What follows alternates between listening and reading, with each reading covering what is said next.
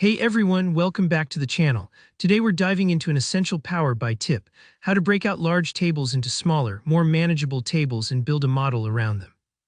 If you've ever felt overwhelmed by massive data tables or struggled to organize your data so it's clean, efficient, and easy to analyze, stick around. By the end of this tutorial, you'll know exactly how to streamline your workflow and make complex datasets way easier to handle in Power BI. Let's jump right in. So the first thing you'll want to do is locate your table in Power BI. For this example, let's use a typical scenario. Maybe you've got a big table called sales with tons of columns and rows. When you right-click on that table and choose Edit Queries, it takes you into the query editor. This is where the magic happens because we can play with our tables without messing with the original data source. Think of it as working on a draft version, so no need to be nervous about breaking anything. Once you're in the Queries pane, find the table you want to break out.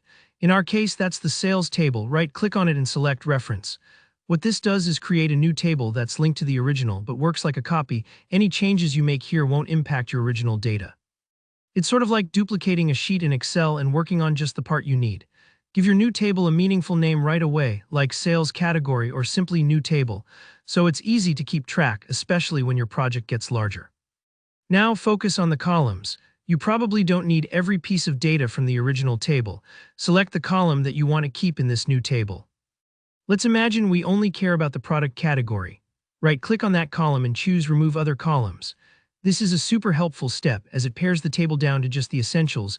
You're left with a clean, focused dataset tailored for whatever analysis or visuals you plan to build next. Don't worry if this part feels a bit drastic. You aren't deleting anything from your original table, just tidying up this reference copy.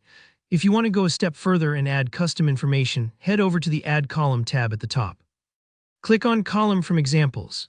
This feature is really cool. It lets you create new columns by typing out sample values or formulas, and Power BI tries to figure out the rule behind what you want. For the sake of this demo, let's just put in some placeholder values or even some text just to see how it works. You can always go back and tweak it, so feel free to experiment a bit, and that's pretty much it. You now have a streamlined table separated from your larger dataset, customized just the way you need it, and ready to be used in your model.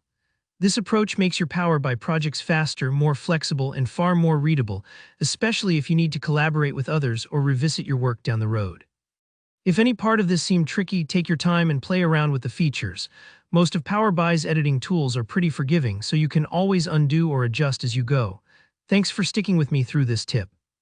If you found this tutorial helpful, please hit that like button. Drop any questions or experiences in the comments below, and don't forget to subscribe for more straightforward, practical Power BI tutorials. Happy modeling, and I'll see you in the next video.